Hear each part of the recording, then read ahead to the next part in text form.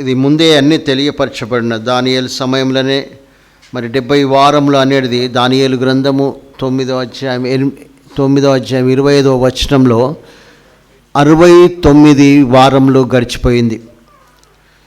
ఇది యూదులకు ఇవ్వబడిన సమయమై ఉన్నది. ఏదైనా ఇశ్రాయేలు దేశము ప్రపంచానికి ఒక గడియారం లాంటిది. అక్కడ ఏమి జరిగితేనే దాని ప్రకారం దేవుని యొక్క ప్రణాళిక అయి ఉన్నది. అది ఒక గడియారంలాగా, ఒక అలారంలాగా మరి ఇశ్రాయేలు దేశం యొక్క జరుగుతున్న సంఘటనలను బట్టి మనకు తేటపరచబడతా ఉన్నది. సో వాళ్ళకు 70 వారములు అనేది ఇవ్వబడ్డది. దాదాపుగా 69 వారములు గడిచిపోయినాయి. ఒక్క వారము మిగిలి ఉన్నది. ఆ ఒక్క వారముకు ఈ 69 మధ్యలో ఈ యొక్క సంఘము అనేది సంఘము కృపాయుగముకు ఇవ్వబడి ఉన్నది. ఆయన యొక్క కృపను బట్టి ఇంకా కొనసాగుతూ ఉన్నాం. సో ఇట్టి పరిస్థితిలో మరి అదే రకంగా ఈ యొక్క క్రూర మృగము అనేది యాంటీ క్రైస్ట్ అనేది అదే రీతిగా అంటే ప్రపంచం యొక్క నియంత డిక్టేటర్స్ ఎంతమంది వచ్చిపోయినారు ప్రపంచంలో డిక్టేటర్స్.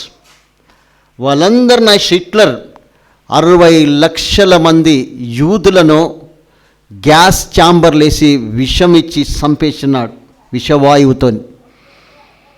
అంత క్రూరుడు చివరికి ఏమైందంటే తను తాను కాల్చుకొని చచ్చిపోయినాడు. ప్రపంచంనంతా అలెగ్జాండర్ ద గ్రేట్ ప్రపంచాన్నంతా వెళ్దాం అనుకున్నాడు. కేవలం 33-34 ఏళ్ళలో చనిపోయి ఉన్నాడు. సో నియంతలందరూ సద్దాం హుస్సేనే కానీ మాసలోని అనుకుంటా ఇంకా చాలామంది ఉన్నారు. వాళ్ళ లిస్ట్ అంతా చూడవచ్చు మనం.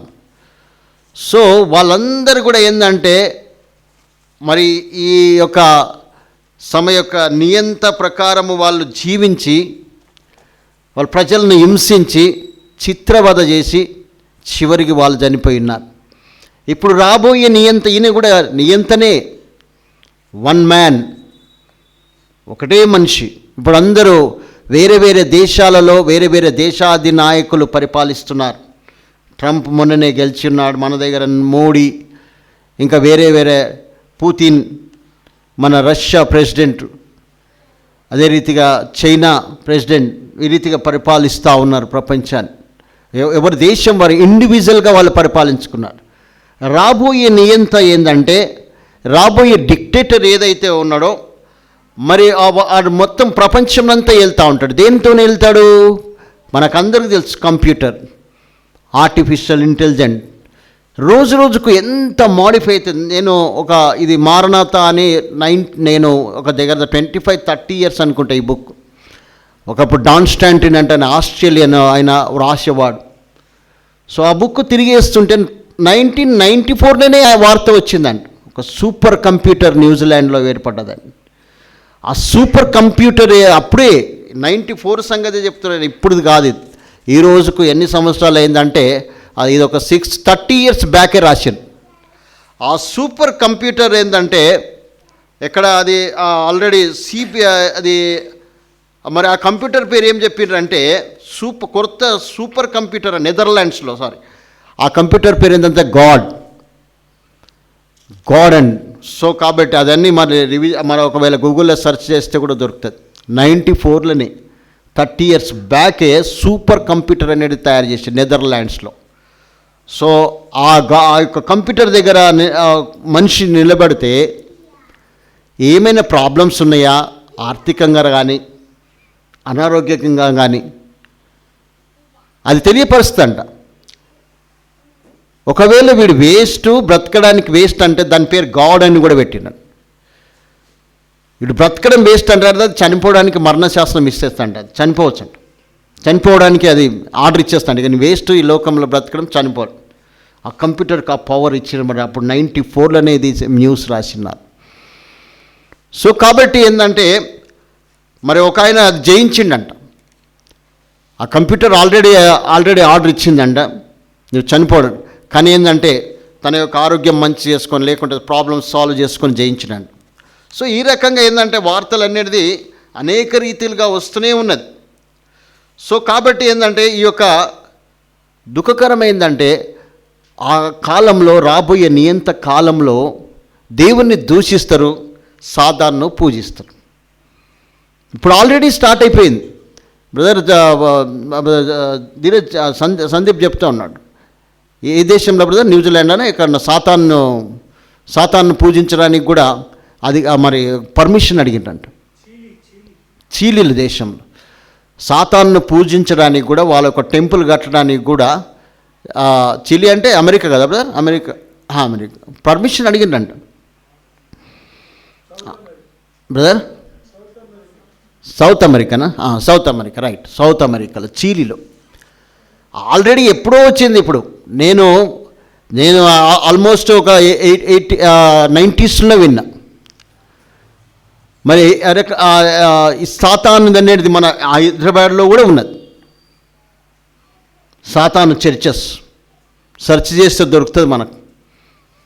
అక్కడ వాళ్ళు ఇచ్చలవిడిగా వాళ్ళు పాపం చేయొచ్చు, ఏమన్నా చేయొచ్చు, డ్యాన్స్ చేయొచ్చు, ఏ రకంగా నన్ను ప్రవర్తించవచ్చు. సో కాబట్టి ఏంటంటే ఈ రకంగా ఏంటంటే ఈ వాతావరణం అనేది ఎప్పుడో ప్రారంభమైంది. మరి ఈ యొక్క మరి మనం ఈ యొక్క మనకు ఒక ప్రశ్న ఏమవుతుందంటే, మరి ఇంత ఎరుగుతున్నా కూడా ఇంత ఇది దేవునికి తెలియదా? దేవునికి తెలుసు.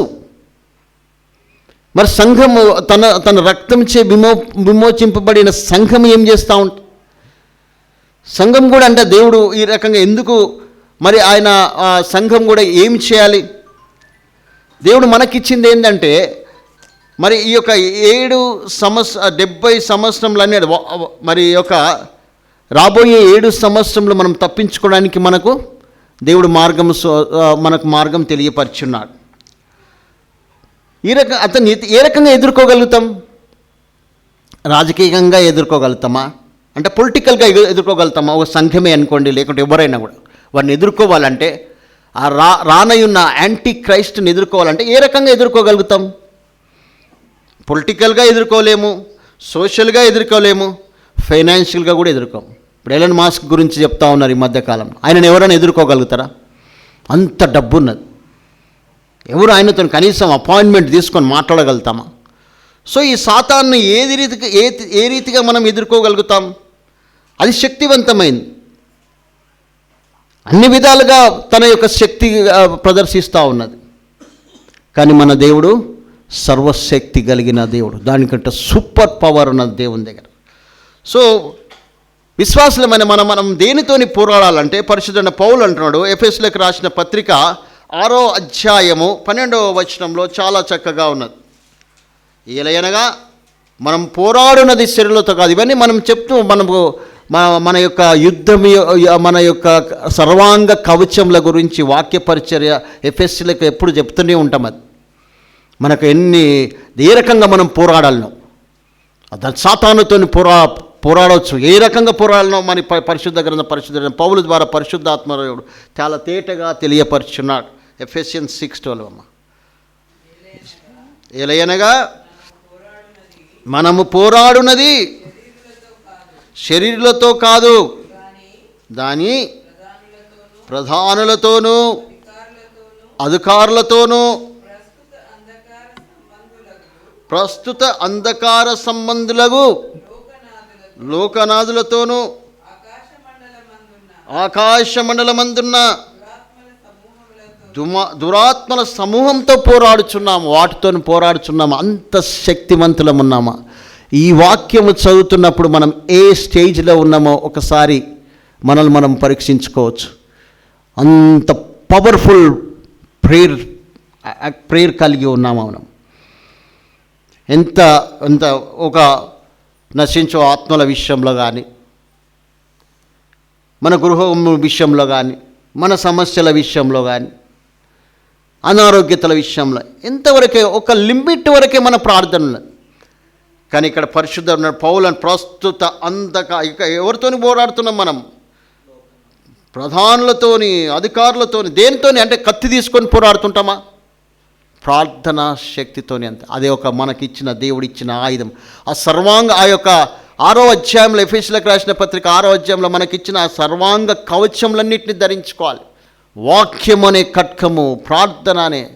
సో ఈ రకంగా విశ్వాసం అనే డాలు ప్రతి ఒక్కటి ధరించుకొని మనము పోరాడుతూ ఉండాలి. అందుకే ఆ పాట నేను చివరికి అదే పాడిన, పరిశుద్ధులకు ఇవ్వబడిన బోధ నిమిత్తమై నేను పోరాడేదను అంటాను. ఆ పోరాటం అన్నట్టు ఎంతవరకు? ఎందుకంటే మన యొక్క టైం అంతా కూడా దాదాపుగా మన సొంత విషయాలలో కొట్టాయిస్తున్నాం. అందరికీ వచ్చిన పెద్ద సమస్యనే అది. దేవుడు మనకు 24 గంటలు ఇచ్చిన్నాడు, 24 అవర్స్ ఇచ్చిన్నాడు. దాన్ని 3 భాగాలుగా చేసుకోవాలి. 8 3s. అది ప్రయత్నించాలి అందరు. నేను చెప్తున్నాను కానీ నేను కూడా అదే రకంగా ప్రయత్నించాలి అంతే. కొంతవరకు చేస్తున్నా కానీ ఇంకా అది సరిపోవడం లేదు. 8 అవర్స్ స్లీప్ అనుకోండి, 8 అవర్స్ ప్రొఫెషన్ అనుకోండి, ఇంకా 8 అవర్స్ పర్సనల్ టైం అనుకోండి. ఆ పర్సనల్ టైంలో ఎంత సమయం దేవునితో ఇస్తున్నాం? ఆకాశ శక్తులను కదిలించే ప్రార్థన మనలో ఆ శక్తి మనకు ఉన్నదా? వాక్యం ఉన్నది. ఆ మోకాళ్ళ జీవితం మనం కలిగి ఉన్నామా? మనము పరీక్షించుకోవాల్సిన సమయం ఇది ఉన్నది. మనం ఎంత సమయము మన సొంత విషయాలలో ఇస్తున్నాం? సరే, ఇంతవరకు జరిగింది, నేను ఒకటి చేయిచున్నాను. పరిశుద్ధుని పౌలు అంటాడు, వెనుకున్న వాటిని మరిచి ముందున్న వాటి కొరకు వేగిరపడుచున్నాను. వెళ్ళింది ఆ సమయం వెళ్ళిపోయింది. ఇప్పటికైనా, ఈ రోజుకైనా, ఈ క్షణంకైనా ఒక తీర్మానం తీసుకుందామా? మనం పరిశుద్ధ బల్లను ఆశ్రయిస్తాం. ఆ బల్ల దగ్గర ఆ నిబంధన చేసుకుందామా? యేసు రక్తము అనే ఆ యొక్క శరీరము, ఆ రక్తం దగ్గర నిబంధన చేసుకుందామా? ఒక అగ్రిమెంట్ దేవునితో చేద్దామా? ఆ పవర్ఫుల్ అయిన ప్రార్థన మనము చేయగలుగుతామా? ఏకాంతముగా దేవునితో ఆ యొక్క ఆకాశ మండలమునందున్న ప్రధానులతోని, ప్రస్తుత అంధకార సంబంధం లోకనాథులు ఆకాశమున దురాత్మలతోని ఆ కదిలించే ప్రార్థన మనలో ఉన్నది. సో అదే రకంగా 2 కొరింథీ 10వ అధ్యాయం 3 నుంచి 4 ఉన్నది. మేము శరీరధారులమై నడుచుకొనుచున్నను, శరీర ప్రకారం యుద్ధము చేయము. చాలా స్పష్టంగా దేవుని వాక్యం ఉన్నది. శరీర ప్రకారము యుద్ధము చెయ్యము. అంటే కత్తి కానీ ఇంతకుముందు నేను చెప్పినప్పుడు రాజకీయంగా కానీ, పొలిటికల్గా కానీ, సోషల్గా కానీ, ఫైనాన్షియల్గా కానీ మనం దాంతో పోరాడలేము. కానీ మనకిచ్చిన ఏంటంటే, మేము శరీరధారులమై నడుచుకొనుచున్నను, శరీర ప్రకారం యుద్ధము చెయ్యము, మా యుద్ధోపకరణములు శరీర సంబంధమైనవి కావు, దేవుని ఎదుట దుర్గములను పడద్రోయ జాలినంత బలము గలదై ఉన్నది. ఇది మన బలమైనది. బలం ఏంటి? దేవుని ఎదుట దుర్గములను పడద్రోయ జాలినంత బలము కలదై ఉన్నది. ఏది బలం? సాతానుడు ఏంటంటే, అందరికి అనుభవం ఉంటుంది. బైబిల్ పఠనం చదవచ్చు, ధ్యానించవచ్చు, ప్రార్థన వచ్చేటలకి సాతాను ఏం చేస్తారు? మనల్ని డేవియేట్ చేస్తారు. ప్రార్థన అనేసరికి నువ్వు ఏదన్నా అనుకోండి, నా పర్సనల్ అనుభవం కూడా అంతే. ప్రార్థన చేద్దామంటే ఏదో ఒక ఫోన్ వస్తుంది, ఎవరెవరు మాట్లాడుతూ ఉంటారు, లేకుంటే ఫోన్ పెట్టుకుంటాం, లేకుంటే టీవీ చేసుకుంటాం. ఈ 8 అవర్స్ అనేది మన పర్సనల్ టైం. దీంట్లో 2 గంటల మరి ఒక 34 సెకండ్ కరెక్ట్గా దశమ భాగం బ్రదర్ సందీప్ థర్స్డే జ్ఞాపకం చేస్తున్నాడు. 2.5 అవర్స్ అనుకోండి. ఆ 2.5 అవర్స్ ఆయనతోనే గడుపుతాం. బైబిల్ చదువుతావా, ప్రార్థన చేస్తావా, ఏదో ఒక చిన్నగా ప్రారంభిస్తాం. అట్ ఎ టైం అంటే జర కష్టమే అవుతుంది. ఒక ½ an hour, next 1 hour, next 1.5 hour, next 2 hours, తర్వాత 2.5 అవర్స్ చాలు. దశమ భాగం ఇంతనన్నా మినిమం ఇచ్చు. ఎందుకంటే దేవునికి దశమ భాగం కాదు, దానికంటే ఎక్కువ ఇస్తేనే ఆశీర్వాదం. నిన్ను దీవిస్తున్న కొద్దికి ఇవ్వాలి. దశమ భాగం అనేది ఒక మినిమం అంతే. ఎంత మ్యాక్సిమం ఇస్తే అంత. కాల్గేట్ భక్తుడు మరి కాల్గేట్ను చేసిన ఆయన 90% వరకు కూడా తన భాగంలో దేవునికి ఇచ్చిండంట. పెద్దగా గొప్పగా వర్ధీలపించున్నారు. సో దేవునికి ఎంత అధికంగా ఇస్తే అంత మంచిది. కానీ మినిమం అయినా ఇవ్వలేకపోతున్నాం కదా, దౌర్భాగ్య స్థితి అంది. అందుకే మనం ఏం చేస్తున్నామంటే ఎన్నిసార్లు చెప్పినా ఏమి చెప్పినా మన ఆలస్యం రావడం అనేది అదే ప్రాక్టీస్ అవుతా ఉన్నది. చెప్తూ ఉన్నాం కానీ ఇంకా పర్సనల్గా ఎడికేస్తాం. దేవుని మందిరంకి వచ్చే విషయంలోనే మనకు డిసిప్లిన్ లేదు. నేనైతే పోరాడుతూనే ఉంటాను, పోరాడాలంతే. It's nothing is impossible. ఏదైనా ట్రైన్ కోవాలన్నా మనం ఇష్టం వచ్చినట్టు పోతే అది ఉంటుందా? ఇక్కడ సీరియస్నెస్ అనేది ఇక్కడ స్టార్ట్ అవ్వాలి. పదే ఎందుకు చెప్తుంటారు బ్రదర్స్ అంటే అది మినిమం అంతే. దేవుని సన్నిధికి సకాలంగా వచ్చుట అనేది మినిమం. మిలిటరీ వాళ్ళని చూడండి, ఉద్యోగ రీతిగా ఎంత స్ట్రిక్ట్గా ఉంటారో. ఒకవేళ లేట్గా వచ్చిందంటే ఏం చేస్తారు రమేష్ బ్రదర్? పనిష్మెంట్ ఉంటుంది. ఒక జస్ట్ హెయిర్ కటింగ్ చేసుకోకపోతే కూడా ఉంటుంది.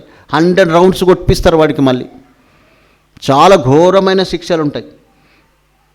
లోక సంబంధమైన వాటి గురించే అంత ఇది ఉంటే, పరలోక సంబంధమైన విషయంలో ఇహపరమును పిలిచి మన గదులకు చేరుదాము అంటున్నాం.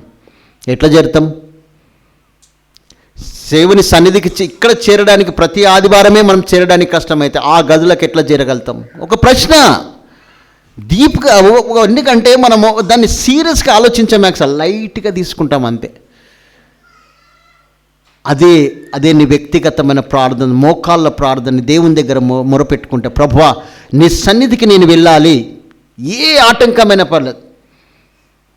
నేను లాస్ట్ టైం ఒకసారి చెప్పినట్టున్నా, స్నానం చేయకున్నా పర్లేదు, కొంచెం ముఖం కడుక్కొని వచ్చిన చాలు. రాలేమా? గబగబా అందరు గబగబా స్నానం చేసుకొని ఏ పని అంత పనే ఏదన్నా పని పెట్టుకుంటాం అంతే. ఇదైతే సో కాబట్టి ఏంటంటే దేవునికి ప్రాధాన్యత అనేది ఇక్కడ ఇవ్వకపోతే మనము ఏ రకంగా మన వ్యక్తిగతమైన జీవితంలో అది ఒక నిదర్శనం అంతే. నేను ఒక విషయం ఎప్పుడు చెప్తూ ఉంటాను, కనిపించిన తల్లిదండ్రులకు మర్యాద ఇవ్వని వాళ్ళు, కనిపించిన తల్లిదండ్రులను సరైన రీతిగా వాళ్ళను సరైన రీతిగా మళ్ళీ వాళ్ళని ట్రీట్ చేయకుండా కనిపించిన దేవుని ఏమి ఇది చేయగలుగుతారు? దేవుని ఏమి కొల్చగలుగుతారు? ఒక ప్రశ్న అది. కనిపించిన మనుషులతోనే, మన యొక్క రక్త సంబంధులతోనే సరైన రీతిగా సంబంధం లేకుంటే దేవునితోనే ఏ రీతిగా ఉంటుంది? అది ఒక కేవలము నటన, వేషధారణ, అది హిపోక్రైట్, మనల్ని మనం మోసపరచుకోవడమే. అది ఒక సినీ యాక్టర్ లాగా, యాక్టింగ్ లాగానే అంతే. సో ప్రభునందు ప్రియులారా, దేవుని సన్నిధికి కాలముగా వచ్చేది అనేది ఒక సూచన అయి ఉన్నది. అది నీ విశ్వాసంకు సూచన. నువ్వు వ్యక్తిగతంగా నీవు దేవునితో ఉన్నవా లేవా అనేది ఒక సూచనగా మనం తీసుకుందాం. సో కాబట్టి ప్రభునందు ప్రియులారా, మనకివ్వబడిన యొక్క శక్తి, ఈ ప్రార్థన శక్తి అనేది సరియైన రీతిగా ఉపయోగించుకుంటున్నామా లేదా అని ప్రభు పేరిట ఈరోజు మనము పరిశీలించుకుందాం, సీరియస్గా ఆలోచిద్దాం. ఆ స్టేజ్లోనికి వెళ్ళిపోదామా? ఏదో క్యాజువల్గా ప్రభువా అనుదిన ఆహారం ఇస్తున్నందుకు దేవా నీకు స్తోత్రం, మా కుటుంబం రాకపోకలేందుకు తోడైనందుకు దేవా స్తోత్రం. ఈ సింపుల్ ప్రార్థన చిన్నపిల్లలకు ఆ చిల్క పలుకులు నేర్పుతుంటారు. Lord give me this food అన్నట్టు నేర్పుతాం చూడు, అట్లా గివెన్ మీ ఫుడ్ అని చిన్నపిల్లల్లాగా ఆ రకంగా ఇంతకాలం ఉంటాం. శక్తిమంతులము ఏ రీతిగా కాగలదు? దేవుడు ఇచ్చిండు, అది ఒక ప్రివిలేజ్, అందరికీ ఇచ్చిండు. ఒకరికే పాస్టర్ గారికో లేకుంటే ఎవరికో కొంతమందికో పెద్దలకో ఎవరికో ఇవ్వలేదు. ప్రతి ఒక్కరికి ఆ శక్తి ఉన్నది అంతే, ఇర్రెస్పెక్టివ్ ఆఫ్ ఏజ్. చిన్న పిల్లలు కూడా ప్రార్థించవచ్చు. సమయలకు ఏ టైంలో దేవుడు పిలిచిన్నాడు, పసితనంలో పిలిచిన్నాడు, సమయలు అన్నాడు. సో చిన్నతనం నుంచే దేవుని యందు భయభక్తులు పెరిగిన వాళ్ళు చాలామంది బైబిల్లో ఉన్నారు. తిమోతి తన అమ్మ దగ్గరనే భయభక్తుల్లో పెరిగి ఉన్నాడు. సో ఈ రకంగా ఎవరికైనా ఏజ్ అనేది లేనేలేదు. సో కాబట్టి ఏంటంటే ఈ రకంగా మరి యొక్క సాతాను ఎదుర్కోవడానికి మనకు శక్తి అనేది మనకు ఏ రీతిగా అంటే ఈ ప్రార్థన ద్వారానే అని, ప్రార్థన శక్తి అంతే, ఇట్స్ పవర్ అంతే. ఆ పవర్ గల సంఘంగా మనం అందరం ఎదుగుదామా? మన వ్యక్తిగతంగా మన వ్యక్తిగతంగా దేవునితో గడుపుదామా? ఈరోజు డివైడ్ చేసుకోండి అంతే. ఆ 8 అవర్స్లో ఎంత టైం దేవునికి ఇస్తావు? 8 hours ప్రొఫెషన్ అంటే రాను పోను 10 గంటలు కూడా అవుతుంది ఒక్కొక్కసారి, అంతకంటే ఎక్కువేం కాదు. అమ్ములు సిస్టర్ ఎంత అవుతుంది మీకు టైం రాను పోను స్కూల్కి రాను పోను అంటే ట్రావెలింగ్ అంతా కలుపు దూరం ఉంటుంది, నిన్నే అడుగుతున్నా. 40 minutes లేదమ్మా, రాను పోను టోటల్ టైమింగ్. నీ డ్యూటీ పోవడం, డ్యూటీ ప్లస్ రావడం టోటల్గా ఎన్ని అవర్స్ అవుతుంది? 8 hours అవుతా? 8 hours సరిపోతుంది, రైట్. సో నేను చెప్పింది కరెక్టే అన్నట్టు సిస్టర్, ఎందుకంటే ఆమె బిజీగా మార్నింగ్ పోవడం, స్కూల్కి పోవడం, మళ్ళీ రావడం, ఈ టోటల్ కలిపితే 8 hours కరెక్ట్ సరిపోయింది నేను చెప్పింది. 8 hours స్లీప్, 1 hour అటు ఇటు, మరి ఇంకోటి 8 hours ఏం చేస్తారు? ఆ 8 hoursలో కొంత మనం కేటాయిద్దామా? 24 hours అందరికీ 24 hours ఉన్నది. సో ప్రభునందు ప్రియులారా, ఈ దాన్ని అడ్డగించాలంటే ఏ రకంగా మనం అడ్డగిస్తామంటే, దేవుడు మనం ప్రార్థన ద్వారానే అడ్డగించగలదు. దేవుడే వారిని అడ్డగించడానికి మరి దానికి పర్మిషన్ ఇచ్చినట్టు మనం దేని ద్వారా మనం అడ్డగించగలమంటే, మనకిచ్చిన యొక్క పరిశుద్ధాత్మ ద్వారానే మనము దీన్ని అడ్డగించగలుగుతాం. దానికి ఆ దుష్టత్వం అడ్డగించడానికి పరిశుద్ధాత్మ కదా ఉన్నది. 2వ దశలోనికి పత్రిక 2వ అధ్యాయం 6వ అధ్యాయం 7వ వచ్చి 6-7లో ఉన్నది. అందులో ఒక్కటే కొద్దిగానే చదువు, అయితే కొద్దిగా చదువు, ఎందుకంటే టైం మనకు ఇది ఉంటుంది కాబట్టి. 6-7 మధ్యలో, అయితే దుష్టత్వాన్ని అడ్డగించుట కేవలం పరిశుద్ధాత్మకున్నదని అర్థం వస్తుంది అక్కడ, అంతే. అది ఉంటే చాలు, అంతే. మనం 2వ దశలోనికి 2nd దశలోనికి 2nd chapter 6th and 7th verse. దాంట్లో ప్రాముఖ్యంగా మనం తీసుకోవాల్సింది ఏంటంటే, అది అయితే దుష్టత్వాన్ని అడ్డగించేది కేవలం పరిశుద్ధాత్మకే ఆ శక్తి ఉన్నది. ఈ పరిశుద్ధాత్మ దేవుడు మన ఈ యొక్క కృపాయుగంలో ఇచ్చబడింది. ఎంతవరకు అంటే, యేసుక్రీస్తు ఆరోహణమైనప్పటి నుంచి ఆ యొక్క పెంతెకోస్తు దినమున ఇచ్చిన పరిశుద్ధాత్మ మళ్ళీ సంఘం ఎత్తబడేంత వరకు ఈ పరిశుద్ధాత్మ సంఘం మనతోనే ఉంటుంది. ఆ శక్తి ద్వారానే మనము మరి దాన్ని అడ్డగించుకోగలుగుతాం. సో కాబట్టి 7వ వచనమమ్మ, ఇది వరకు అడ్డగించుచున్నవాడు మధ్య నుండి తీసివేయబడు పర్యంతము అడ్డగించును తిరిగి కాబట్టి చదవండి.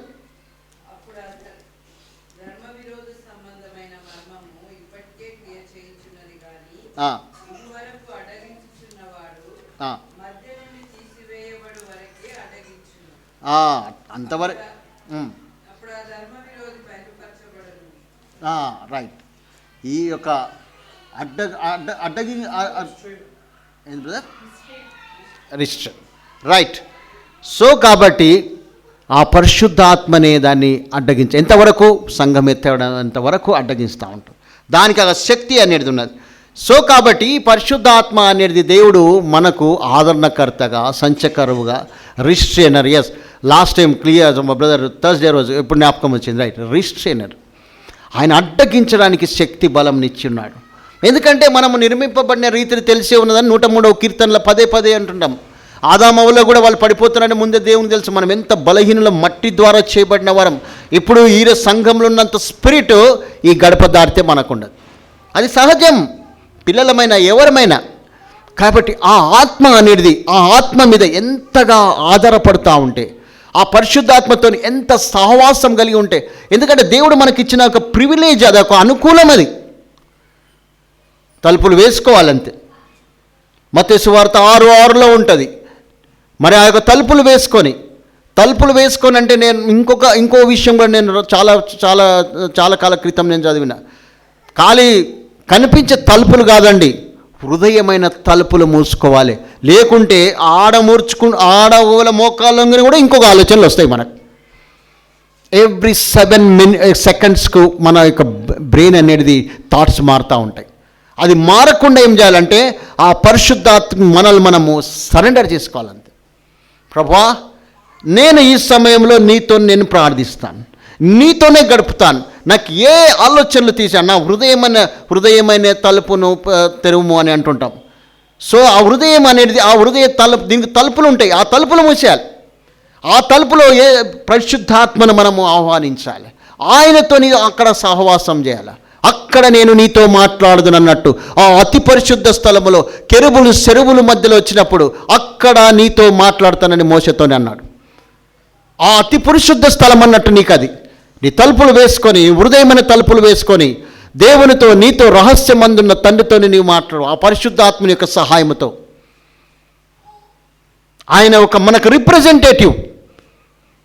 కోర్టులో కేసు ఉంటుంది, లాయర్ జడ్జి ఉంటాడు. ఇప్పుడు నా తరపు నుంచి నా లాయర్ మాట్లాడుతాను, నేను అవసరం లేదు, ఆయన మొత్తం మాట్లాడతాను. నా తరపున నాకున్న నా సమస్య అంతా అక్కడ జడ్జి గారికి చెప్తాడు ఆయన. అట్లనే మన అడ్వకేట్ అయిన రిప్రజెంటేటివ్ క్రీస్తు అనే మరి క్రీస్తు మన తండ్రి కృపార్శంలో ఇక్కడ మనకేందంటే మీడియా లాగా ఆ పరిశుద్ధాత్మ దేవుడు మనకిచ్చిన్నాడు. ఆయనతో సహవాసం కలిగి ఉండాలి. రోమీయులకు రాసిన పత్రిక 8వ అధ్యాయం 23వ వచనంలో కూడా ఉంటుంది. అక్కడ ఆ ప్రాంతంలో వచనం ఏమన్నా డిఫరెంట్. మనం ఏ రీతిగా ప్రార్థించాలనో మనకు తెలియదు, ఉచ్చరింప శక్యము గాని మూలుగులతో తానే మన పక్షమున విజ్ఞాపన చేస్తున్నాడు అంటాడు. మనకు తెలియదు, మనం ఏం ప్రార్థించాలో తెలియదు. ఆయన మీద మనం సరెండర్ అయిపోతే, మనల్ని మనం ఆయనకు అప్పగించుకుంటే అరెస్ట్ అయిపోవాలంతే. అరెస్ట్ అయిపోతే ఎక్కడ ఏం చేయడానికి వీల్లేదు. నువ్వు పోలీస్ స్టాండ్ ఓవర్లో వెళ్ళిపోతావు అంతే. నువ్వు ఆ రీతిగా మనల్ని మనము సరెండర్ చేసుకోవాలి, అరెస్ట్ చేసుకోవాలి. దేవునితో నా పరిశుద్ధాత్మతోని ప్రభువా రా, నీతో గడపాలని ఆశ కలిగి ఉన్నాను తండ్రి, నాకు సహాయం దయచేయము. ప్రాధేయపడితే, బ్రతిమలాడితే తప్పకుండా పరిశుద్ధాత్మ దేవుడు మనకు సహాయం చేస్తాడు. వాక్యం చదివేటప్పుడు కూడా అది 1/2 అవర్ చదువు, గంటనో ఎంతనో చదువు, ప్రభువా నా తెలివి చాలది, నా జ్ఞానం చాలది, నేను గ్రహించలేను తండ్రి, నాకు జ్ఞానము దయచేయం. నీ జ్ఞానం కొదువగా ఉన్నదా, నన్ను అడుగుమని యాకోబు పత్రికలు అన్నాడు. సో కాబట్టి ప్రభునందు పిల్లరా, ప్రార్థన పూర్వకంగా దేవుని సన్నిధిలో ప్రార్థిస్తే తప్పకుండా పరిశుద్ధాత్మ దేవుడు మనకు సహాయం చేస్తూ ఉంటాడు. సో కాబట్టి ఏంటంటే మరి ఇది ఎవరికి ఈ రకంగా ఈ పరిశుద్ధాత్మలు ఇవన్నీ చేయడానికి ఎవరికి ఇది ఒక ఆధిక్యత ఉన్నది? ఎవరు ఏ రకంగా మనల్ని మనం పరిశుద్ధపరచుగా దేవుడైతే మనల్ని తను తాను అప్పగించుకున్నాడు. టైటస్ చూద్దాం. ఇక్కడ టైటస్ 2వ అధ్యాయం. దేవుడు మనకు ఆ యొక్క భాగ్యం మనకు అనుగ్రహించున్నాడు. ఏ రకంగా మనము సిద్ధపడాలనో ఇక్కడ ఈ వచనం టైటస్ తీతు 2వ అధ్యాయము 11 నుంచి 14 వచనం. దయచేసి చదవండి. ఏలయనగా సమస్త మనుషులకు రక్షణకరమైన దేవుని కృప ప్రత్యక్షమై మనము భక్తిహీనతను, ఇహలోక సంబంధమైన దురాశలను విసర్జించాలి. ఇక్కడ చెప్తా ఉన్నాడు. ఇవన్నీ ఉన్నాయి కాబట్టి మనం ఆ ఆత్మలో మనము ఉచ్చరింప శక్యం కానీ మూలుగడం లేదు. గువ్వవలే మనము మూలుగడం లేదు. పావునంబలే మనం మూలుగులు లేవు. మనకెందుకంటే 3 పూటల ఆహారం ఉన్నది, పడుకోవడానికి ఆహారం ఉన్నది, అన్నీ మంచుకున్నాయి. కాబట్టి దేని గురించి మనము ఆలోచిస్తున్నాం? ఇక్కడ ఏమంటున్నామంటే ఎలయనగా సమస్త మనుషులకు రక్షణకరమైన దేవుని కృప ప్రత్యక్షమై మనకు భక్తిహీనతను, ఇహలోక సంబంధమైన దురాశలను విసర్జించి, ఇక్కడనే మనము ఫెయిల్యూర్ అవుతున్నాం. ఎలిమినేట్ చేయడం లేదు, ఇక్కడనే విసర్జించడం లేదు. నెక్స్ట్ లేదు, అనగా మహాదేవుడను మన రక్షకుడైన యేసుక్రీస్తు యొక్క మహిమ యొక్క ప్రత్యక్షతల కొరకు ఎదురు చూచడం లేదు. మనము మన పనుల గురించి, మన యొక్క మరి ఇహలోక సంబంధమైన వాటిని ఎదురు చూస్తున్నాం. కానీ మనం అప్పుడు మనం దేవుని ఆత్మలోని ఉంటే, అనగా మహాదేవుడును రక్షకుడైన యేసుక్రీస్తు మహిమ యొక్క ప్రత్యక్షత కొరకు ఎదురు చూస్తూ, ఈ ప్రత్యక్షత, ఈ రెవల్యూషన్, దాని కొరకు మనం ఎదురు చూసాలి. ఎందుకు ఎదురు చూసుకోలేకమంటే దానిపైన రాస్తున్నాడు, భక్తిహీనతను, ఇహలోక సంబంధమైన దురాశలను విసర్జించలేకపోతున్నాం. అందుకే ఆయన ప్రత్యక్షతను మనం చూసుకోలేని దౌర్భాగ్య స్థితిలో ఉన్నామా?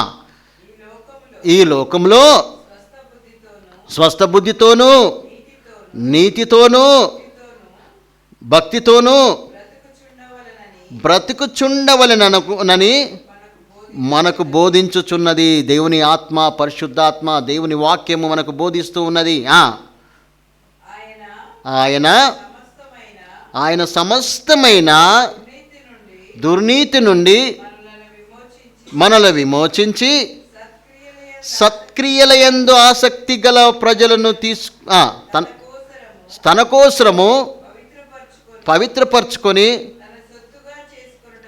తన సొత్తుగా చేసుకున్నటకు తను తానే ఇంత గొప్ప త్యాగం చేసి ఉన్నాడు ఆయన. మనం ఏమి చేయగలుగుతున్నాం? ఒకసారి ప్రశ్నించుకుందాం. పరిశుద్ధాత్మ దేవుడు నన్ను కూడా ప్రశ్నిస్తున్నాడు. మనల్ని మనం ఇంత గొప్ప కార్యం చేస్తున్నాడు, విమోచించి ఉన్నాడు. ఆ యొక్క వాల్యూ మనం గ్రహించలేకపోతున్నాం. ఎంత గొప్ప మరి ఆయన విలువ పెట్టి కొనబడిన వారం అంటారు. ఫ్రీగా వచ్చి ఉచితంగా వచ్చింది, కానీ ఎంతో విలువైనది, ఎంతో గొప్ప రక్షణనిచ్చి లోకమును ఎంతో ప్రేమించి ఉన్నాడు. మనల్ని రక్షించుకోవాలని తన ప్రాణమునే బలిగా ఇచ్చున్నాడు. తన రక్తమును ధారపోసి తన రక్తం ఇచ్చి మనల్ని కొని ఉన్నాడు. తన సొత్తుగా చేసుకొని ఉన్నాడు. తన కుమారులగుటకు అధికారమును అనుగ్రహించున్నాడు. సో పవర్ ఆఫ్ అటానమీ కూడా మనకి ఇచ్చేసి ఉన్నాడు. ఆయన కుమారులము, ఆయన స్వాస్థ్యమైన మనం. ఇశ్రాయేలు నా స్వాస్థ్యం కాదా, ఎఫ్రాయిము నా స్వాస్థ్యం కాదా అంటే ఈరోజు నీవు నేను ఆయన యొక్క స్వాస్థ్యమైనది. ఎఫెసీయులకు రాసిన పత్రికల 1వ అధ్యాయంలో కూడా మనం చూస్తే మనకెన్ని ఆశీర్వాదాలు ఉన్నాయో. నేను ఓపెన్ బైబిల్లో చదువుతూ ఉంటాను. ఏంటంటే అది ఒక బ్లాంక్ చెక్ అంట. బ్లాంక్ చెక్, ఏమన్నా రాసుకో, ఎంత అన్నా డబ్బు రాసుకొని. మనం ఏమాత్రము దరిద్రులం కానే కాదు. మనము అది అర్థం చేసుకోలేక అంటే మహిమైశ్వర్యములు ఆయన మనకు అనుగ్రహించున్నాడు. క్రీస్తులో ఆయనను కలిగి ఉంటే సమస్తము నేను చేయగలను అని పరిశుద్ధుడైన పౌలు అన్నాడు. ఆయనను బట్టే నేను సమస్తం, నేను బ్రతుకుటే క్రీస్తే అన్నాడు. పౌలు యొక్క స్టేట్మెంట్ చావాలంటే భయం అనిపిస్తుంది అంతే. బ్రతుకుట క్రీస్తే, చావైతే మేలంట. ఆయన కొరకు బ్రతికితే ఆయన గురించి ఆయన సమస్తం, ఆయన తెలివి, ఆయన జ్ఞానము పెంట కుప్పగా చేసుకొని ఉన్నాడు ఆయన. అంతే, సమస్తం ఆ పెంట కుప్పలు వేసి పడేసిండు అంతే. ఆయన క్రీస్తు కొరకే ఆయన జీవించున్నాడు.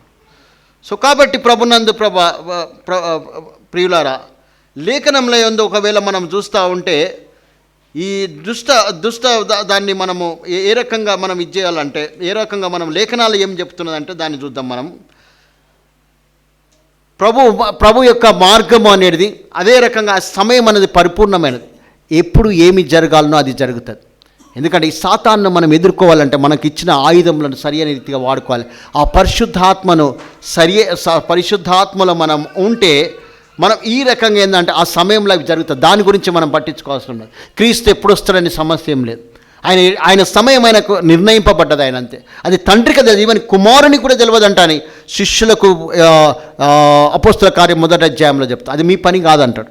ఇప్పుడు కూడా మన పని కాదు. మనం ఏం చేయాలి? ఆయన గురించి ప్రార్థిస్తుండాలి. ఏం చేయాలంటే దీన్ని బట్టి చూస్తే మనం ఇక్కడ ఒక విషయం మనం గ్రహించాలి. ఏంటంటే ఈ యొక్క సాతానుకు కొంచెం సమయం దేవుడు ఇచ్చి ఉన్నాడు. దాని ప్రకారం అది ప్రవర్తించడానికి రోమీలకు రాసిన పత్రిక 1వ అధ్యాయం చదివితే కూడా చాలా స్పష్టంగా అక్కడ పాపం చేయట కానీ అంతగానే అనిపించి 1వ అధ్యాయము రోమీలకు రాసిన పత్రిక 1:28 దయచేసి అదొక్క వచనం చదవండి. రోమీలకు రాసిన మరియు వారు తమ మనస్సులో దేవునికి చోటీయ నొల్లకపోయిరి గనుక చేయరాని కార్యములు చేయుటకు దేవుడు భ్రష్ట మనసుకు వారికి కొంత పర్మిషన్ ఇస్తాడు దేవుడు. వాళ్ళని ఎందుకు దేవుడు ఇంకా మరి ఆసాపు కూడా 72వ కీర్తనలు అదే అనిపించింది. అరే ఈ భక్తిహీనులు ఇట్లా ప్రబులుతూ ఉన్నారు, ఈ దేవుడు ఎందుకు చూస్తలేడు అంటే అప్పుడు ఆయన మందిరంలో పోయి ప్రార్థించినప్పుడు అయ్యో నేను ఎంత వివేకంగా ఆలోచిస్తూనే అంటే పశ్చాత్తాపడతాడు ఆసాపు. నీలాగా నాలాగా ప్రపంచమంతా విశ్వాసులందరూ కూడా ఇది మన ఆలోచన కాదు, ఆ భ్రష్ట మనసుకు ఇచ్చిన్నాడు. అదే రకంగా చూస్తే మొదటి తిమోతి 1వ అధ్యాయము, మొదటి తిమోతి 1వ అధ్యాయం కూడా పౌలు ఏం చేస్తారంటే ఇక్కడ హుమాయునైను అలెగ్జాండర్ని ఏం చేస్తారంటే సాతానుకు అప్పగిస్తాడు. ఆ పవర్ ఉన్నది, అది అంతే. సాతానుకు అప్పగిచ్చేస్తాడు అంతే. అంతే. ఎందుకంటే చాలా ఓపిక కలిగిన వాడు పౌలు, ఎంతో ఓపిక కలిగి మరి వాళ్ళ గురించి ప్రార్థించిండొచ్చు, చెప్పిండొచ్చు, రిక్వెస్ట్ చేసిండొచ్చు. ఎన్నిసార్లు వినకుండా ఏం చేసిండు? భ్రష్ట మనసుకు అప్పగించినాడు. దేవుడు అదే రీతిగా పర్మిట్ ఇస్తూ ఉంటాడు అంతే. తన కాలం కొరకు నిర్ణయించేంత వరకు ఆయన పర్మిషన్ ఇస్తూనే ఉంటాడు. సో కాబట్టి ఏంటంటే వాళ్ళ విషయంలో, అందుకే దాని విషయంలో మనం చింతించే అవసరం ఏం లేదు. అదే రకంగా 2వ దశలోనిక పత్రిక 2వ అధ్యాయము 10-11 కూడా చూస్తే, ఇక్కడ చూస్తూ ఉంటే సేమ్ అదే కాంటెక్స్ట్. దుర్నీతిని పుట్టించు సమస్త మోసములతోనూ నశించుచున్న వాళ్ళ సాతాను కనపరచు బలమును అనుసరించి ఉండును. అయితే అది అడ్డగించడానికి కూడా అది ఆ దుర్నీతిని, ఇది చదవండి కొంచెం ప్లీజ్. దుర్నీతిని పుట్టించు సమస్త మోసముతోనూ నశించుచున్న వారిలో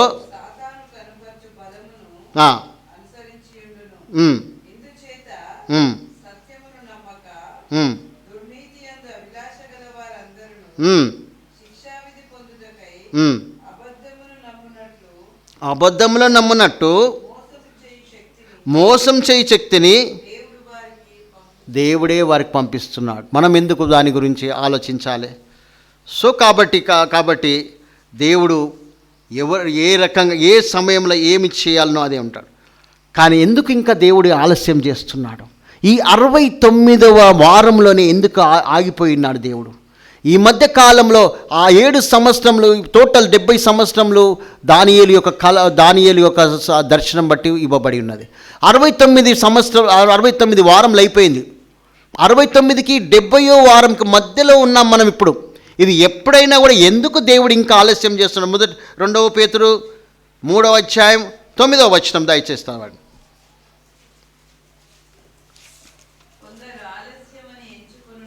కొందరు ఆలస్యమని ఎంచుకున్నట్లు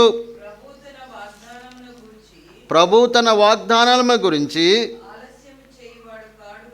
ఆలస్యము చేయువాడు కాడు గాని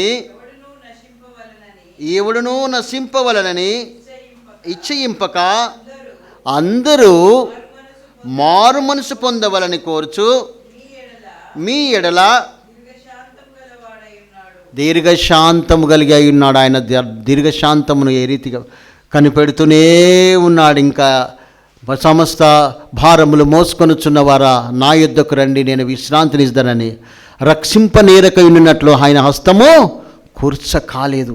ఇంకా ఎదురు చూస్తున్నారు. మరి వీళ్ళు రక్షింపబడాలంటే ఏం చేయాలి? అదే రకంగా రోమిలకు రాసిన పత్రిక 10వ అధ్యాయం 13-15 ఏమన్నదంటే, ఎందుకనగా ప్రభు నామమును బట్టి ప్రార్థన చేయువాడెవడో వాడు రక్షింపబడును. వారు విశ్వసింపని వానికి ఎట్లు ప్రార్థన చేయుదురు? వినని వానిని ఎట్లు విశ్వసించుదురు? ప్రకటించువాడు లేకుండా వాడెట్లు విందురు? ప్రకటించువారు పంపబడిన ఎట్లు ప్రకటించుదురు? ఎవరు ప్రకటించే వాళ్ళు కావాలన్నట్టు. కోత విస్తారముగా ఉన్నది, పనివారు లేరు అంటున్నారు. సో దేవుని ఎవరికి ఏ రకంగా ప్రేరేపిస్తాడో తెలియదు. దేవుడు ఎవరిని ఏ రకంగా వాడుకుంటారో తెలియదు. ప్రకటించబడమని లేనప్పుడే, అందుకే ఏమన్నాడు, చాలా చాలా ఆలోచించవలసిన విషయం. హెజ్కేలు గ్రంథం 3వ అధ్యాయం 17-18 చూస్తూ ఉంటే అక్కడ నిన్ను ఉత్తరవాదిగా ఉంచుతా అంటున్నాడు. నీవు నశిస్తావు, నీవు మరణమవుతావు అని చెప్పకపోతే ఆ నేరం నీ మీద మోపుతా అంటున్నాడు దేవుడు. ఇంటికి వెళ్ళి చదవండి. హెజ్కేలు గ్రంథంలో పదే ఉంటుంది అది. నూతన హృదయం ఇస్తా, నూతన స్వభావం ఇస్తా అంటానంటాడు హెజ్కేలు. అదే రకంగా ఈ 3 రాసుకోండి. హెజ్కేలు గ్రంథం 3:17-18 స్క్రిప్ట్లో కొంచెం చదివేడుతుంటే నేను అంతే దాన్ని అర్థం చెప్పడానికి ప్రయత్నం చేస్తాను. ఎందుకంటే టైం మనకు అడ్జస్ట్ చేసుకోవాలి కాబట్టి ఏంటంటే, ఒకవేళ అక్కడ నువ్వు చెప్పకపోతే నీవు మరణమవుదు అని దుర్మార్గునికి నీవు హెచ్చరిక చేయకుంటే ఆయన రక్తమునకు నిన్ను ఉత్తరవాదిగా చేస్తాడు, ఆయన ప్రాణమునకు నిన్ను ఉత్తరవాదిగా చేస్తా అంటాడు. నీ చుట్టుపక్కల వారికో, నీ స్నేహితులకో, నీవెవరికైనా ఒక సువార్త నువ్వు చెప్పకపోతే, నీవు పొందిన యొక్క రక్షణను వాళ్ళకు తెలియపరచకపోతే, లేకుంటే వాళ్ళ దగ్గర నువ్వు మాదిరిగా లేకపోతే, వారిలో నీవు ఒక వింతగా లేకపోతే, నీ నీ యొక్క జీవితము, నీ మాట, నీ ప్రవర్తన, నీ నీ నీ యొక్క సాక్ష్యం అనేది సరైన రీతిగా లేకపోతే నిన్ను ఉత్తరవాదిగా చేస్తా అంటున్నాడు దేవుడు. జాగ్రత్త ప్రభునందు పిల్లరా. సో కాబట్టి ప్రకటించని వారిని ప్రకటించకపోతే, సో దేవుడు మనకు అనేకమైన తలాంతులు ఇచ్చి ఉన్నాడు. ఒక్కొక్కరికి ఒక డ్యూటీ ఇచ్చినాడు. ఆ ఇచ్చిన డ్యూటీని సరైన రీతిగా మనము నిర్వర్తించుకోవాల్సిన అవసరం ఉన్నది. అదే పరిశుద్ధ పౌలు అంటాడు 9:16 అంటాడు, అయ్యో నేను సువార్తను ప్రకటింపకపోయిన యెడల నాకు శ్రమ అంటాడు. ఆయన ప్రయాసం అది, ఎన్ని ప్రయాణాలు చేసినాడు, అలసిపోయినాడు, ఎన్ని జాగారాలు చేసినాడు, ఎంత శ్రమలు అనుభవించినాడు పరిశుద్ధుడైన పౌలు. 1 కొరింథీ 9:16 అయ్యో నేను సువార్తను ప్రకటింపకపోయిన యెడల నాకు శ్రమ అంటాడు. ఆయన ఒక డెడికేషన్ చూడండి. మన డెడికేషన్ ఏ రీతిగా ఉన్నది. సింపుల్గా చిన్న పనులే మనం చేయలేకపోతున్నాం. సో మనం వ్యక్తిగతంగా ప్రార్థన చేయలేకపోతున్నాం, మన వ్యక్తిగతంగా బైబిల్ పఠన చేయలేకపోతున్నాం, మన వ్యక్తిగతంగా పరిశుద్ధ ఆత్మదేవునితో కలిసి ప్రార్థన చేయలేకపోతున్నాం. ఆ దురాత్మ శక్తులను కదిలించే ఆ యొక్క శక్తి మనలో లేదు. సో కాబట్టి ప్రభునందు పరిశుద్ధ పౌలు చూడండి, మనం ఈ స్టేట్మెంట్ను చదివితే భయం అనిపిస్తుందా లేదా? నాకు శ్రమ అంటున్నాడు సువార్త చెప్పకపోతే, ఎవరికైనా ఒకరికి చెప్పకపోతే. సో కాబట్టి ప్రభు ఎఫెసీయులకు రాసిన పత్రిక 5వ అధ్యాయం 15-17 వస్తున్న సమయం సద్వినియోగం చేసుకోండి. అజ్ఞానుల వలె గాక జ్ఞానుల వలె ప్రవర్తించండి. ఎందుకంటే ఈ రాకడ కొరకు ఏంటంటే, మరి నీవు నేను ఏం చేస్తున్నాం? ఏం చేయాలి? పరేషాన్ అవ్వకుండా కూర్చుందామా? బాధపడకుండా కూర్చుందామా? అయ్యో రాబోయే శ్రమలు వస్తున్నాయి అంటే దాని గురించి అది ఏం చేయాలగా, అది ఏం చేయాలనో ఇప్పటివరకు నేను చెప్పడానికి ప్రయత్నం చేసిన. ఆ దేవుడు ఆల్రెడీ వాళ్ళకి పర్మిషన్ ఇచ్చిన్నాడు. వాళ్ళు సాతానుకు అప్పగిచ్చిన్నాడు. మోసం చేయే శక్తిని వాళ్ళకి ఇచ్చిన్నాడు. ఆ సాతానుకు ఆ పవర్ దేవుడు అనుగ్రహించినాడు. దాన్ని అడ్డగించలేము. కానీ మనకున్న పవర్ పరిశుద్ధాత్మ దానికంటే శక్తివంతమైనది. దాన్ని కదిలించగలం. మనం అంధకార శక్తులను కదిలించగల శక్తి దేవుడు మనకిచ్చినాడు. మనకిచ్చిన ఈ ఆయుధమును ఏ రీతిగా సద్వినియోగపరుచుకుంటున్నాం. సో కాబట్టి మనం సమయంను ఇంతకు ముందే చెప్పిన 24 అవర్స్ను 8 అవర్స్ను డివైడ్ చేసి, ఆ 8 అవర్స్ స్లీప్కో, 8 అవర్స్ నీ డ్యూటీకో, నీ ప్రొఫెషన్కో, 8 అవర్స్ నీ పర్సనల్ టైంలో దేవునికి నీవు ఇచ్చు అంతే. ఈ యొక్క షెడ్యూల్ను నీవు నీ ఇంటి దగ్గర గోడ దగ్గర పెట్టుకో అంతే. ఈ టైంలో నేను దేవునితోనే ఉంటా, ఈ టైంలో నేను ప్రార్థన చేస్తా. మన బంధువులకు కూడా ఎవరికైనా తెలవాలి, ఈ టైంలో ఆయన ప్రార్థన చేస్తే, ఆయన ఫోన్ చేస్తే ఎత్తాడు అని వాళ్ళకి తెలవాలి. ఈ టైంలో వాళ్ళు ఫోన్ చేస్తే ఇప్పుడు చర్చిలో ఉంటాడు, ఆయన ఫోన్ ఎత్తాడు అని మన బంధుమిత్రాలు అందరికీ తెలవాలి అంతే. అదే గొప్ప సాక్ష్యమై ఉన్నది. అదే రకంగా మన పర్సనల్ కూడా ఈ టైంలో ఆ బ్రదర్ ప్రార్థన చేస్తుంటాడు, మనం ఫోన్ చేయకూడదు, నేను ఫోన్ చేస్తే ఎత్తాడు అని తెలవాలంతే. ఆ ఫోన్ తీసి పక్కకు పెట్టాలి. ఇంకోటి మనం ప్రార్థన చేసేటప్పుడు కూడా మన సెల్ ఫోన్ కానీ ఇవ్వరు కానీ అన్ని స్విచ్ ఆఫ్ చేయాలంతే. అది వస్తే తర్వాత ఎట్లయినా కాల్ లాగులు ఉంటే చూసి చేయొచ్చు. దాన్ని పక్కన పెట్టుకున్నామంటే అయిపోయింది. ఒకసారి ఇట్లనే నేను ప్రార్థన చేస్తున్నా, ప్రార్థనకు ఎంత సీరియస్గా ఉంటే ఫోన్ వచ్చేసింది, మొత్తం కంప్లీట్గా ప్రార్థన చేయలేకపోయినా నేను. చాలా డిస్టర్బెన్స్ వస్తుంటుంది.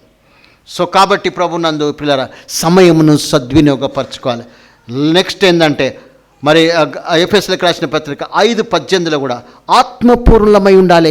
ఇంతకుముందు నేను చెప్పడానికి ప్రయత్నం చేసిన పరిశుద్ధాత్మలో నింపబడి ఉండాలి. పరిశుద్ధాత్మలో మనం ఇంతకుముందే వాక్యం చదవాలని, ప్రార్థించాలని నేను చెప్పి ఉన్నాను. మరి అదే రీతిగా గలతీయులకు రాసిన పత్రిక 5:16 ఏమంటుందంటే, ఆత్మానుసారముగా నడుచుకోండి అంటాడు. ఆత్మ ఏం మనలో దేవుని, ఎందుకంటే మన దేహముని ఆలయంగా చేసుకొని ఆ పరిశుద్ధాత్మ మనలో ఉన్నాడు. ఆయన ఆత్మ ప్రకారం నడుచుకుంటే దేవుడు, మనం ఇక్కడ వెళ్తా ఉన్నాం, మీరు మాట్లాడుతున్నాం, ప్రభువా నాకు సహాయం దయచేయమని, తప్పకుండా ఆయన చేయగల దేవుడై ఉన్నాడు.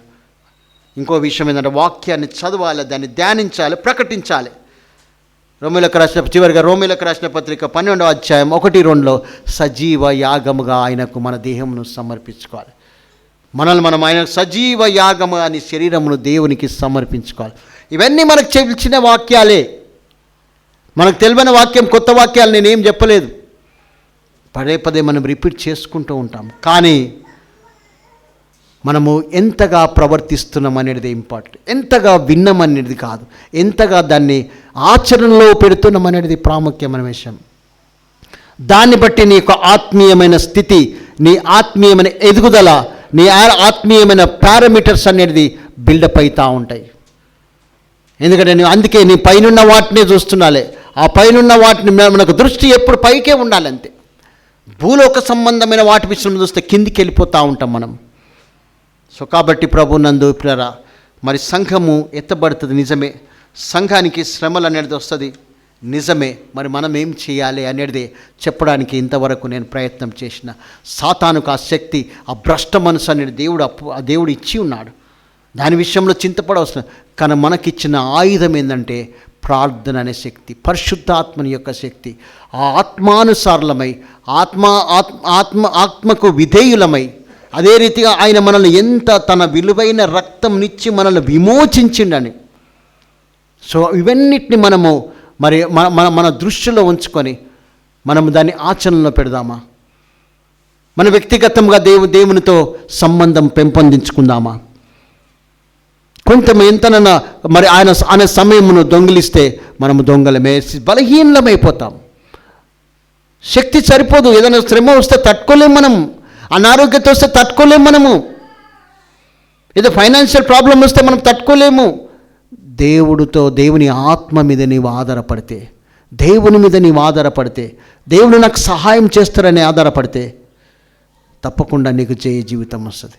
సో కాబట్టి ప్రభు ప్రియులారా, 70 సంవత్సరంల 70 వారంల క్యాలెండర్లో 69వ వారంలో ఉన్నాము.